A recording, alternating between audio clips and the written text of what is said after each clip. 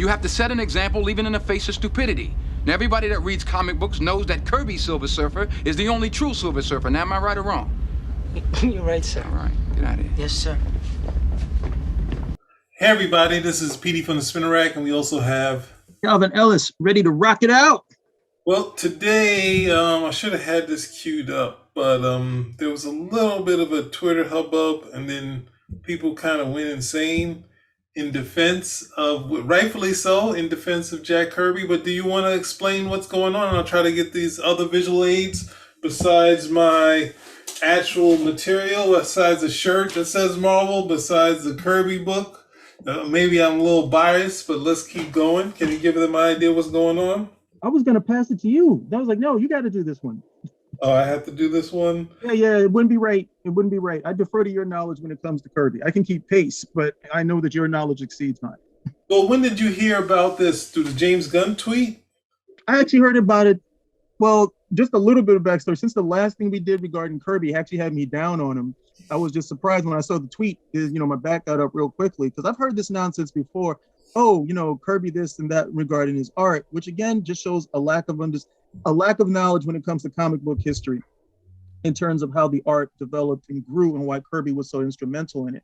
But it was just in my Twitter feed. I'm not a Twitter guy. I really don't go on Twitter very often. I'll get a notification here and there, but this one just stood out that they were making fun of his art, which is akin to, like, I've had this type of stuff happen when they talk about Kurt Swan drawing Superman. Oh, you drew him fat when it was really barrel chested, that type of thing. But that's how I found out about it this morning. But it had already snowballed by the time I got there. All right, so we've seen there's a lot of defense of Kirby on there. And yeah, as Cal did say, we have talked about mainly the idea of Kirby taking all credit. But as a creator, collaborator, as a visionary, as a talent, everything that you could say from the 40s to up till his last days on the physical earth, he's an amazing creator. So let's just look at some of these tweets I pulled out. I'm not gonna pull this. You can go to Twitter. You won't be able to find this stuff. But so do you see in this thing here? I'm with you. So it says MCU fans, Jack Kirby, it sucks actually. And then they show some art from the Eternals, right? So basically, I think the next ones have some sort of, you can see some more of this. Now, as a kid, I think everyone on Earth had one Eternals comic, and that was the Cosmic Powered Hulk issue of the Eternals. I still have that. That was the one, if you hadn't seen any of them, that was the one that you saw. And one of the things is, in this other comment here, ugliest thing I've ever seen. Now, one of the things to imagine, and you have to really, like, Kirby's art isn't the same as it was when it started. And this is not in defense of saying they don't know what they're talking about. But Kirby actually became capital letters Kirby in the most creative period in comics when they created Galactus, the Silver Surfer, Black Panther, Ronan the Accuser, like there's Ego and Thor. This period where there was some sort of thing that they say behind the scenes, something was said to Kirby, of how to draw, and then there's this shift. There's something you could see in his earlier stuff in I think it's Private Strong. When he did Private Strong, you could see some of this coming out of him, but he still had a very thin sort of these very athletic figures that he would draw. And this portion, when you get to the blocky sort of period, which got very, his tech got really sort of extravagant. It really got a lot of the things. So it built up the power in his art. So one of the things that we can explain why or not. And I think a lot of his peers struggled when Kirby became Kirby in all capital letters, and it was kind of bigger and broader, but the stuff started leaping out of the page.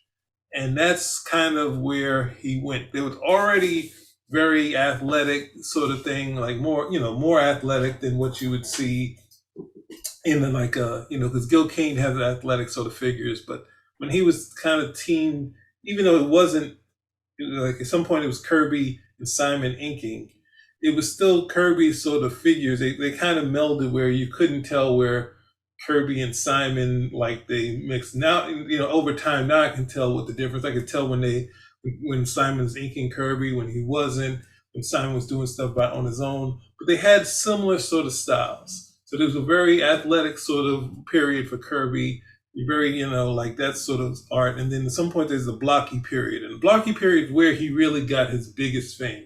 That's the thing that, even though this is the part where they say there's a lot of corners kind of cut as far as you're looking at the art, I guess the draftsmanship of the art, but at the same time, what he was doing with it was leaping past the page. And that's one of the things that's kind of lost, where these characters is just like, if you just look at the small sort of squares here of what's going on here, you can get into saying, hey, well, there's some of these characters, actually the height, if you measure the height, these guys are like 5 feet, 4 feet tall, this, that, and the other. Ultimately, as a kid, you're not looking at it. You're just saying, wow. And when you read Son of Origin, like Stan Lee has all these great artists like John Buscema, John Romita, but the talk that he talks about Kirby in the origins of Marvel Comics is talking him as Jack King Kirby, like the stuff that he was doing, the power that he put on the page. And I always look at the what's that guy, the Celestial here, and when in the 2000s, I was thinking, I get a tattoo. I want to get the tattoo of that, the way that's on the thumb of that Celestial. And I'm like, well, where would I put it? On the arm here? Like, I was thinking about it. Then I was thinking maybe I should have him stylize it. But there's a period where I collected a lot of this stuff, and I really collected a lot of his 70s stuff, the Jimmy Olsen stuff, New Gods, and the Captain America, Black Panther. And that period is when I was coming into comics as a kid. And it was the closest thing to the origin. So I never looked at the flaws, and the flaws only come out of because of that he was doing book. He made his maximum money from output. And we look at it and saying he was just fast. No, he was that fast because he wanted to make money. So he was really putting out a lot of artwork. And even, I think he said it to Larry Lieber, he was talking about, like, he was showing Larry how to code. What is going on? Hold on for a second. Oh, he got that. All right, cool. He was showing Larry how to be faster. And Larry was kind of like, hey, what about perspective and anatomy? And he's like, what about getting this stuff done? And that's this style sort of came out of the time a period where Joe Simon had said, they say it's a myth, that he saw Kirby erasing something, and then he said he didn't like the drawing, and Kirby's and Joe Simon said, I don't pay you to erase. And then later you can hear him looking at a page that John Romita was saying he didn't like it, and he's like, that's a good drawing, or saying would it be good enough for comic books? Like, it's ultimately the output of, and this is one of the things where he has an understanding of perspective, but at the same time, he's kind of pushing the boundaries. And you can see a lot of other artists do it too, like Herb Trimpe.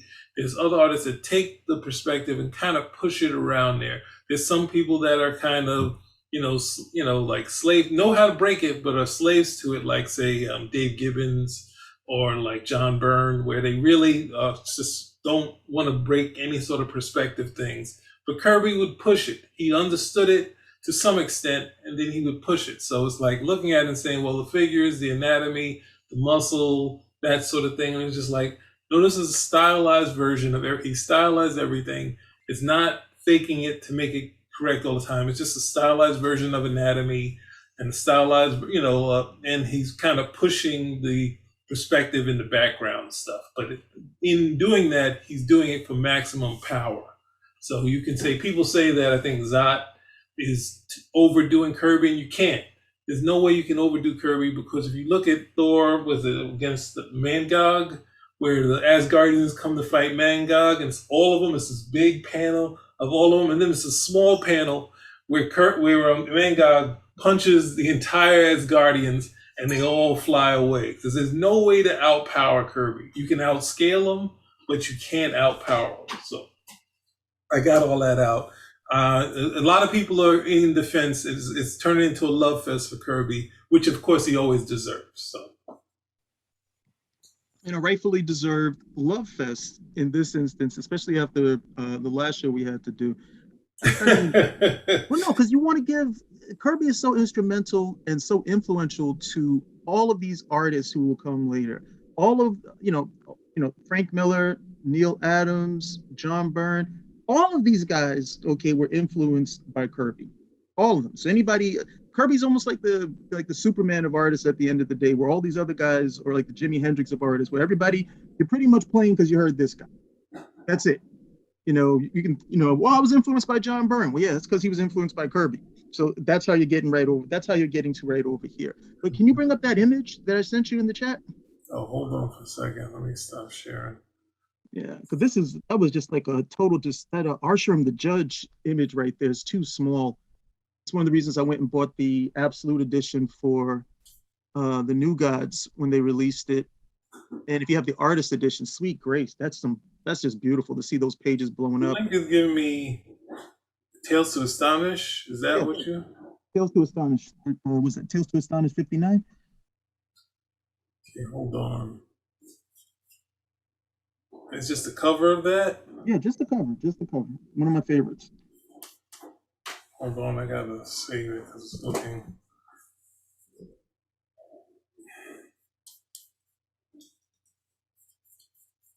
This is some stuff. Looks like you're having an earthquake back there.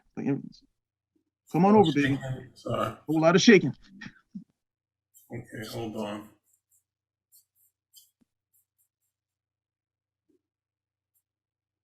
Yeah. I want to do that. Hold on, let me stop that.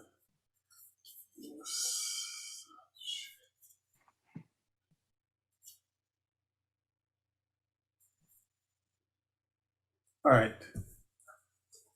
Yeah, this page right over here, because where Kirby seems to have an understanding of, this reminds me of something that John Romita Jr. does, even though I accept that I'm less loving towards John Romita Jr. doing it, okay? But he understands action, he understands perspective, but he also understands what you need to put in a comic book to get these guys interested, and where a lot of the other stuff is, pretty much not there.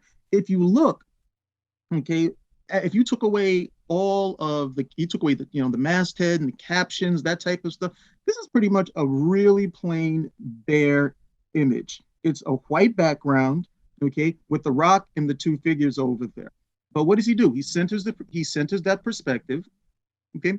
He's great when it comes to it being dynamic, where the legs are bent, the arms are bent, okay, shoulders are back, head, neck and everything of that nature. So you can see that something physically is going on, even though it's a still image. The Hulk, while about like a third of the size of Giant Man, okay, if you're looking at this, if you just had that particular image, right here and just looked at it and you weren't familiar with these characters, you would not necessarily know who has the upper hand here because of the perspectives, because the Hulk looks like such an aggressor. The Hulk looks like such an aggressor going against Giant Man, even though Giant Man is 3 times his size. So, that type of stuff, what does it do for you as a reader? It builds anticipation. It builds suspense as to what's going to happen between the two of these. And he was great at doing stuff like this with almost a minimalist touch when you look at everything else. There's very little there with the exception of those two particular characters. But he understood this is what the guys are reading the book for. They want to see what these two guys are going to end up doing. Okay. And this was an incredibly captivating image. The first time I saw it, this was years after it was published. It was an incredibly captivating image that he was able to do with aplomb all of the time. Even that, what is that, Captain America? Do you remember it's that classic image when he did his last Captain America run, when it's Captain America and the Falcon, and everybody knows it. It's that one where Captain America's doing that punch, and he looks like it's coming off the cover. And other guys will look at it now like, that's like, no. This is like going to This is like going to the Museum of Metropolitan Art, and you would see some of these portraits, these paintings, where they almost look three-dimensional. And these are guys who were doing it 500-600 years before, but it looks lifelike. It looks like it literally could just move off of the canvas. And he was able to do the same stuff with comics. So the understanding that he had of art and getting that visual there, and then to the point where it looks like it literally looks like Cap is getting ready to jump off the page. But then right over here, the same thing when I would look at this image. And this was stuff that Kirby brought to, this was a perspective, okay? You could say, yeah, he sacrificed, detail, maybe even some anatomy here and there to get this, but he understood that the dynamism is what was drawing people to the books. Those type of things. If you ever look, what's a classic Kirby face? A classic Kirby face is the person and their mouth is open, like they're screaming. They're screaming out because everything is urgent. I know that face from Reed Richards, from Sergeant Fury. One of the few characters who probably never did that was Spider-Man. At least, no, he didn't really do that too often, but Ditko was more in the book. But the Kirby characters, there was always something going on. Okay, there was always something going on. If they weren't fighting the villain, Johnny and the Thing chasing after each other, and he was able to translate that with such. I mean, he made it look easy.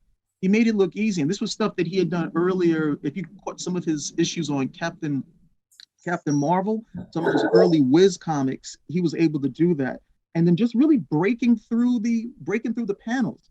I wish I remembered the issue, but there's one where you can see Captain Marvel swinging this guy from one panel to the next, and he just breaks it at the end of the day. So little bits like that, and then it influences a whole bunch of people later.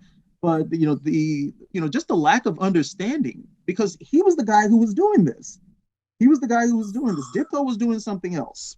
Weaver was doing something else. But Kirby was the guy who was doing this. And these were the books that have that long-term resonance. If these things don't really motivate you in terms of what Kirby was doing, then you don't need to go any further. If you just look at the covers he did for the Mr. Miracle run, okay, every single one of those covers, and remember, Mr. Miracle is an escape artist. So the theme that he had for the most part on every cover was Mr. Miracle being set up. He was being set up for, some death trap, and we were supposed to have the anticipation and the suspense of what was supposed to happen in the issue based on that. But if you look at that and you're saying, oh, well, he didn't, he sacrificed the tail. He had so much detail on those covers, with knives coming at him, being tied to a chair, being thrown up in the air, inside of a sarcophagus, being tied up and being hogtied, and it looks like he's being ready to be thrown somewhere, and able to translate all of that dynamism in a still image, simply by the way that he was able to, simple things, just like, having an arm bent or a neck twist or a neck tilted or something or other, but all of it representing action, all of it, keeping things really high octane, even though it was a still image. So, the idea that these guys don't get that shows that we really should bring back art appreciation into school, and everybody should sit for a 101, and there should definitely be a Kirby section in that 101. Yeah. Oh, hold on.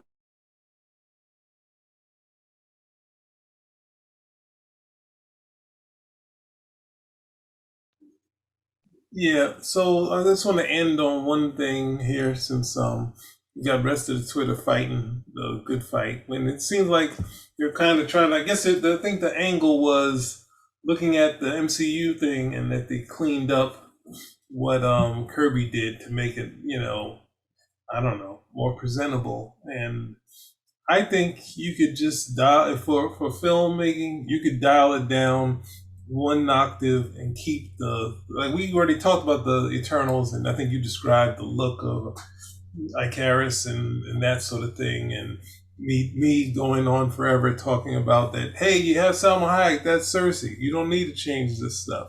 But instead of going to that, I want to go to something to one of Kirby's biggest struggles, which was drawing Superman, right?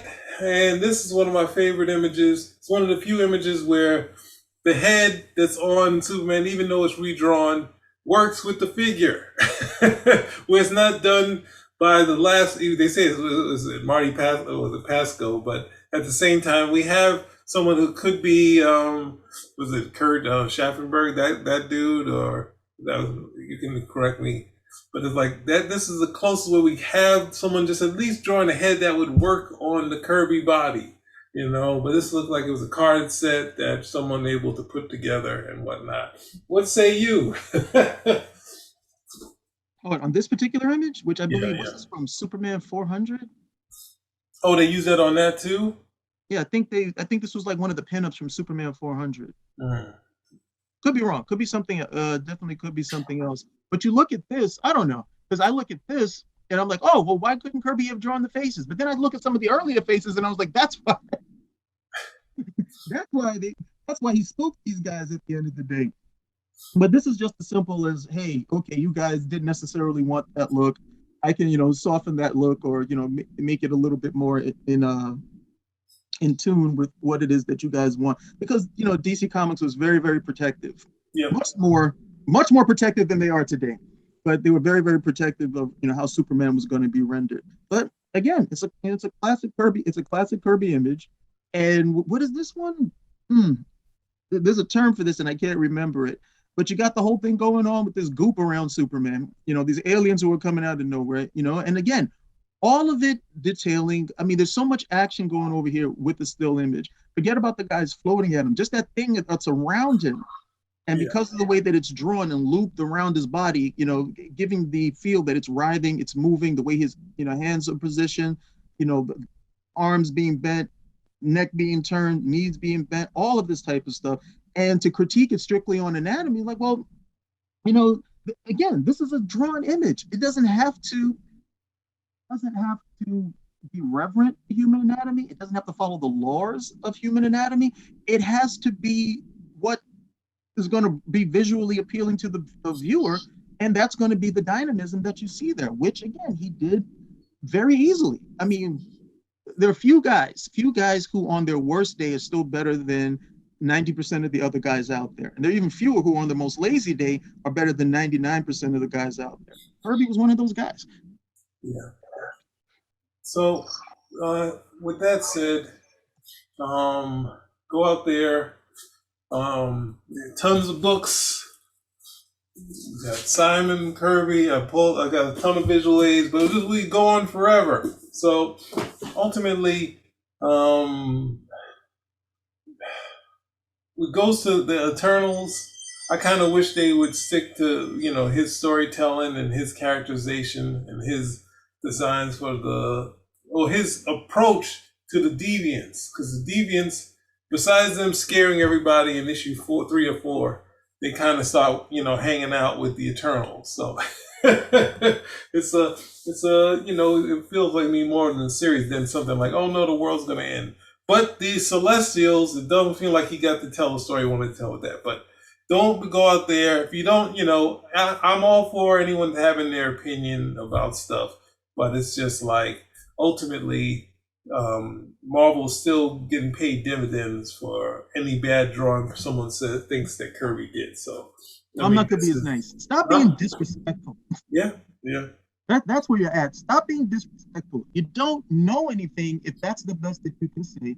You need to go sit in a course, understand art appreciation, or take some art 101, or read enough of the comic books, not just the covers, which it seems that most of these people do, or they go to some site like when they had Super Dickory. And they cobbled together a bunch of images and say, "See, look at this, it's terrible." And so, no, you actually have to read the stuff. And if you want to read the best stuff. Read the best stuff that's out there. Okay, go read Fantastic Four Annual #1. Okay, go read that classic. Go read Fantastic Four #12. Right? Read some really good stories where Kirby throws down some high octane, high quality art, and then come back and say that he can't draw. And if you're not willing to do it, then you don't need to voice your opinion. Keep it to yourself, or create a nice little private chat room where nobody else has to hear about it. But don't take it public and then be surprised when you get slapped down for it. You're being rude, you're being disrespectful, and you deserve it. Yeah, I mean, the sheer body of work alone is hard to compete with. There's basically no one compete with that sort of the creations, the amount of work, and that's ultimately the issue is here, that you have people that come along like Neil Adams or John Buscema, or as you keep going on, you see artists, they say Jim Lee. You start looking at these guys and saying, "Oh yeah, these guys are better at what they're doing," you know. But as far as what Kirby was doing and getting it out in a timely manner, you can't compete with that. It's too hard. And even in those guys, who's it? Like Neil Adams was heavily influenced by Kirby and Wood's work in I think the Challengers and Skymasters of Space Force. So the things that you look at and say, hey, that sort of lighting that was used, that sort of effect that was in that sort of thing, is really influential on what. So, I mean, not totally, because he was also influenced by Joe Kubert and many other artists, Stan Drake. But it's like these guys are the greats, you know. So it's like sitting around here and decide, hey, you know, this part of his when he's like 50, you know, getting close to 60s, you know, eyesight struggling and still putting out more work than any of his peers is what can you do? So we're gonna close it out here. Any other words you got? Stop being disrespectful. That's good enough. Spinner rack Out.